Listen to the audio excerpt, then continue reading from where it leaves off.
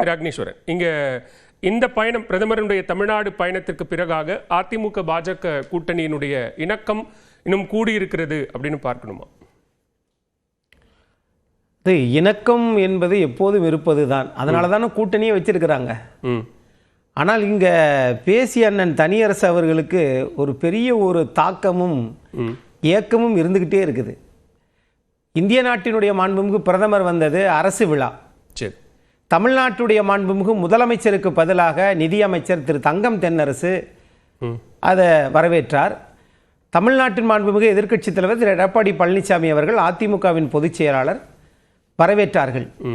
இப்போ இதில் என்ன ஒரு பூங்கொத்து கொடுக்கறதுல என்ன இருக்கு, ஒரு பட்டாடை போடுறதுல என்ன இருக்கு, இதை கூட அவங்க பண்ணலைன்னா அப்படிங்கிறார். ஆனால் அண்ணனுக்கு அந்த ஏக்கம் எனக்கு புரிகிறது. ஆனால் 10 ஆண்டு காலம் இரட்டை இலை சின்னத்தில் வெற்றி பெற்ற அண்ணன் தனியரசு அவர்கள் 1000 தலைவர்கள் நான் தான் முதலமைச்சராகன்னு சொல்லலாம். ஆனால் திரு சி.டி. ரவி பாஜகவினுடைய பார்வையாளர், மேலிட பார்வையாளர் என்ன சொன்னார்னா, எந்த ஒரு கட்சியாக இருந்தாலும் அதனுடைய நிறுவனத்துடன் தான் நாங்கள் கூட்டணி வைப்போம் என்று சொன்னதையெல்லாம் அண்ணன் அப்பக்கப்ப மறந்துடுவார். இருந்தாலும் திரு எடப்பாடி பழனிசாமி அவர்கள், திரு ஓபிஎஸ் அவர்கள், திரு டிடிவி தினகரன், சசிகலா அம்மா இவங்களெல்லாம் இருக்கட்டும். ஆனால் நீங்கள் இரட்டை இலை சின்னத்தில் நின்று அந்த சின்னத்திற்கு எதிராகவே இன்றைக்கு நீங்கள் பயணம் செய்கிறீர்களே, அது என்ன நிலைப்பாடு? அது ஒண்ணு அண்ணன் தனியரசுக்காக கேட்க வேண்டிய அவர் கேட்கிற கேள்வி என்னன்னு, நீங்க அவர் அதிமுக கூட கன்சிடர் பண்ண வேண்டாம். குறைந்தபட்சம் தேசிய ஜனநாயக கூட்டணியில் இணைந்து பயணித்தவர் ஒரு முன்னாள் முதலமைச்சர் என்கிற அடிப்படையில் ஓ பன்னீர்செல்வம் கடிதம் கொடுத்தும் நேரம் கேட்டும் குறைந்தபட்சம் விமான நிலையத்தில் வரவேற்பதற்கோ வழி அனுப்புவதற்கோ கூட ஏன் வாய்ப்பு கொடுக்கலன்னு கேட்கிறாங்க. மரியாதைக்குரிய முன்னாள் முதலமைச்சர் திரு ஓபிஎஸ் அவர்கள் மக்களிடம் மரியாதைக்குரியவர் தான், நான் இல்லை என்று சொல்லல. ஆனா அரசாங்கத்தினுடைய இந்த புரோட்டோகால் என்று சொல்லக்கூடிய அந்த நெறிமுறைகள் இருக்குல்ல, யார் யார் முதலமைச்சர், எதிர்க்கட்சி தலைவர், வேறு யாரை அவர் சந்தித்தார் சொல்லுங்களேன், அண்ணன் கேளுங்களேன். அண்ணன் ஒரு சட்டமன்ற உறுப்பினராக இருந்தவர். ஆகவே எது ஜி.கே. வாசன், தமிழ் மாநில காங்கிரஸ் தலைவர் ஜி.கே. வாசன் இருந்தாரு. அவர் நாடாளுமன்ற உறுப்பினர், முன்னாள் மத்திய அமைச்சர், நாடாளுமன்ற உறுப்பினர். அண்ணா பேசும்போது குறுக்க வந்துடாதீங்க, பேசலாம் கேட்டுட்டேன். என்ன கெடுக்க விரும்பாதீங்க, வேண்டாம் சரி சார், அத நான் அனுமதிக்க மாட்டேன் சார். இல்ல பேசுங்க, நீங்க இல்லாட்டி அண்ணனை பேச விடுங்க, நான் அமைதியா உட்கார்றேன். முதல் சுற்று வாதம் தான் பேசுங்க. என்ன நீங்க எவ்வளவு நேரம் பேசுறீங்க, குறிச்சு வச்சிருக்கிறேன். என் நேரத்தை நீங்க வந்து இதான் ஜி.கே. வாசன், திரு ஏ.சி. சண்முகம் போன்றவர்களுக்கு எல்லாம் வாய்ப்பு கொடுக்கப்பட்டிருக்கு, அவங்களும் வந்து வரவேற்கிறாங்களே. அப்ப திரு ஓ பன்னீர்செல்வம் கடிதம் கொடுத்தும் அனுமதி கேட்டும் ஏன் வாய்ப்பு கொடுக்கலன்னு கேட்கிறார். அண்ணன் அதிகம் அரசியலை வந்து உணர்ந்தவர்.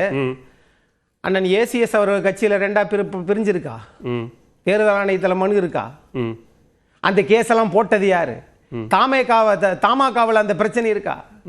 ஆகவே இன்னைக்கு யாருடன் கூட்டணி வைத்திருக்கிறது, ஆக அந்த நிலைப்பாடை தான் நீங்க எடுத்து பேசணுமே ஒழிய இவங்க வந்து சொல்றதெல்லாம் வந்து ஒரு ஏற்புக்கூடியதா இல்ல. பிரதமர் வரவேற்கிறதுக்கு அனுமதி கொடுக்கறதே நீங்க சொல்ற அடிப்படையில தான் அப்படின்றீங்களா? எந்த யாரு, அவங்களுடைய பின்புலம் என்ன, அவங்க வழக்கு போட்டிருக்காங்களா, கட்சி பின்புலம் என்ன, எல்லாம் பார்த்துதான்? இல்ல சார், நான் நீங்க அந்த கேள்வியிலிருந்து 2வது கேள்வி கேக்குறீங்க. அவர் கேட்டார் இல்லையா, அண்ணன் கேட்டார்ல, எப்பா அப்படின்னா ஐயா ஜி.கே. வாசன் போனாரு, திரு ஏ.சி. சண்முகம் போனாரு. அண்ணா பொறுங்கனே, இது ஒண்ணு சட்டமன்றம் இல்லனே, உலகமரம் பார்த்துட்டு இருக்கனே. சட்டமன்றத்தை நீங்க ஆஃப் பண்ணிடலாம், இதுல ஆஃப் பண்ண முடியாது, உலகமரம் ஒண்ணு பார்த்து போடுவாங்க. சோ இங்க இவங்களுடைய நிலைப்பாடு அப்படிங்கிறது, நான் இவர்களை வந்து ஏன் பார்க்கல, இது பண்ணல, அது அதிமுக சொல்லித்தான் இந்திய நாட்டினுடைய பிரதமர் அலுவலகம் அந்த நிகழ்நிறை சொல்லுவாங்களா? அப்படி கிடையாது. ஆக அவங்க முன்னணி மீது பெற்றிருக்கிறாங்க. அந்த முதலமைச்சர் எதிர்க்கட்சி தலைவர் என்கிற அந்தஸ்தில் தான் போகிறார்கள். அதனால இதுல மாற்று கருத்து சொல்லி நாம வந்து சந்தல சிந்துபட வேண்டிய அவசியம் இல்லைன்னு நான் பாக்குறேன். சோ இப்ப இணக்கம் கூடி இருக்கா? இடையில பேசப்பட்ட கூட்டணி ஆட்சி அப்படிங்கிற விஷயங்கள், இன்னும் பிரம்மாண்ட கட்சி வரும், புதிய கட்சிகள் கூட்டணிக்குள்ள வந்து சேரும் அப்படிங்கறதெல்லாம் பிரதமரினுடைய வருகைக்கு பிறகாக முடிவுக்கு வந்திருக்கு. நான் இணக்கமாகத்தான் பார்க்கிறேன். இணக்கம் கூடி இருக்கா குறைஞ்சிருக்கா அப்படின்றதுல மாண்புமிகு பொது கட்சி நம்மளுடைய பொதுச் செயலாளர் வந்து அதிமுக கட்சியினுடைய பொதுச் செயலாளர் பேசல, அரசியல் பேசல, இந்திய தமிழ்நாட்டினுடைய பிரதமர் அவர்களும் வாய் திறக்காத போது, எந்த விதமான வார்த்தைகளும் உதிர்த்து விடாத போது அரசியல் சார்பாக அதை வைத்து நம்ம பேச முடியாது. அப்படித்தான் நான் பார்க்கிறேன். ஆனா இதுக்கு இடையில ஏன் அவரை கூப்பிடல, ஏன் உங்களை கூப்பிடல அப்படின்னு கேட்டா, அவங்களுக்கு வந்து அதிமுகவுக்கு எதிராக நீங்க வந்து செயல்படுத்துறீங்களே, பலாப்பழ சின்னத்தை கொடுக்கிற போது அதிமுக ரெட்டலை தோற்கணும்னு சொன்னீங்களே, அன்னைக்கு பாஜக சொல்லி இவர் கேட்டாரு. அப்படியெல்லாம் கிடையாது. அரசியல் என்பது சந்தர்ப்பங்களின் விளையாட்டு. இன்னைக்கு யாரிடம் பலம் இருக்கிறதோ அவர்களோடு இருப்பார்கள். நீங்களே தான் சொல்றீங்க இது அரசு முறை பயணம், முழுக்க முழுக்க அரசு, மத்திய அரசு தான் இதற்கான நிகழ்ச்சி நிரலை வடிவமைக்குது அப்படின்னா, முன்னாள் முதலமைச்சர் என்கிற பெயரில் தமிழ்நாட்டிற்கு வரக்கூடிய பிரதமரை வரவேற்பதற்கு அனுமதி மறுக்கப்படுதுன்னா அப்ப அதுக்கு அரசியல் காரணம் இருக்குன்னு தானே பார்க்க வேண்டியிருக்கு. அரசியல் காரணம்னு பார்க்க முடியாது. அப்படி பாத்தீங்கன்னா இன்னைக்கு இருக்கிற அரசியலை தான் அவங்க பார்ப்பாங்க அப்படின்னு தான் நான் பார்க்கிறேன். அதனால இதுல வந்து இணக்கம் கூடி இருக்கா குறைஞ்சிருக்கா, அந்த கூட்டணிகளை ஏன் பேசாம போயிட்டாங்க, ஏன் திரு ஓபிஎஸ்ஐ கூப்பிடவில்லை, அப்படி கூப்பிடவில்லை என்றால் நீங்கள் இவங்க மேல இவங்க சொல்லித்தான் கேட்கறீங்களா, அப்படின்லாம் பல்வேறு கேள்விகளை கேட்பதனால் கூட்டணி சீர்குலைந்தது என்கிற நிலைப்பாட்டுக்கு நாம வந்துவிட வேண்டாம். நல்லா தான் போய்கிட்டு இருக்கு. முதற்கட்ட பார்வை எடுத்துக்கிற திரு ஸ்ரீராம், இங்க பிரதமரினுடைய தமிழ்நாடு வருகை 2 நாள் பயணம் அப்படிங்கிறது வெறும் மக்கள் நல திட்டங்கள், அது தொடக்க விழா அப்படின்னு பார்க்கணுமா, இல்ல இதன் பின்னாடி அரசியலும் இருக்கு? இது பின்னாடி ஒரு மிகப்பெரிய வரலாற்று சிறப்பு இருக்குது. அதை நம்ம ஏன் பேச மாட்டேங்கிறோம்னு தெரியல.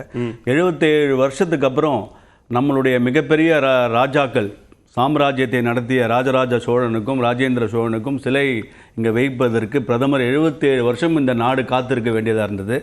அந்நிய நாட்டிலிருந்து வந்து இங்கே நாட்டை சூறையாடியவர்களையும் கொன்றவர்களையும் இங்கே நம்ம பெரிய பெரிய செலவு வைத்து இவர் பெரியவர் பேரரசு அப்படிலாம் பேசிட்டு இருந்தோம். சொந்த தமிழ்நாட்டின் கலாச்சாரத்தை பற்றி பேசுவாங்க, தமிழை பற்றி பேசுவாங்க, நாகரிகத்தை பற்றி பேசுவாங்க. இதெல்லாம் இவர் பேசினார் அவர் பேசுவாங்க, ஆனால் அவரை பற்றி கொண்டாடுறது கூட இல்லை. அதற்கு ஒரு பிரதமர் வடநாட்டிலிருந்து வரக்கூடிய, அவர்கள் பாஷையில் நான் நாடாக பார்க்கிறேன், வடநாட்டிலிருந்து வரக்கூடிய பிரதமர் அந்த நம் ராஜராஜ சோழனையும் ராஜேந்திர சோழன் செய்ததையும் இன்னைக்கு உலகத்துக்கு எடுத்து சொல்லியிருக்காரு. அதுதான் முதல்ல முக்கியம். அதுக்கப்புறம் இந்த அலையன்ஸ் பத்திலாம் வரட்டும். நம்ம இததான் முதல்ல பேசி பேசுறதே இல்லையே. ஒரு வாட்டி தமிழ்நாட்டுக்கு பிரதமர் என்ன பண்ணிட்டாரு, தமிழ்நாட்டுக்கு என்ன பண்ணிட்டாருன்னு கேக்குறோமே. இவ்வளவு பிரதமர் சொல்லியிருக்காரு, 4000 கோடிக்கு பண்ணிருக்காரு. உலகத்துல போய் தமிழை பத்தி பேசுறாரு, தமிழ் கலாச்சாரத்தை பத்தி பேசுறாரு. சோ அதை வைத்து வியாபாரம் செய்வர்கள் தமிழ்நாட்டுக்கு என்ன பண்ணிருக்காங்கன்றது அவங்க ஒரு பட்டியல் அவங்களால முடிஞ்சாங்க சொல்லுங்க. பிரதமரும் சொல்லியிருக்காரு. அப்படி பார்த்தா இங்க 1000வது சதய விழா அப்படின்னு கங்கை கொண்ட சோழபுரத்துல ராஜேந்திர சோழனுக்கும் ராஜராஜ சோழனுக்கும் விழா எடுத்தது இங்க தமிழ்நாடு தானே. தமிழ்நாடு அரசு இல்லையே, தமிழக அரசு இல்லையே. யார் எடுத்தாங்க? அந்த கமிட்டி, அந்த அசோசியேஷன், அந்த ஃபவுண்டேஷன் எடுத்திருக்காங்க. அந்த ஃபவுண்டேஷன் அரசு விழாவா நடந்தது சார். அந்த விழா ஃபவுண்டேஷன் இன்வைட் பண்ணி தான் 1000வது சதய விழா என்பது அரசு விழாவாக நடந்த விழா.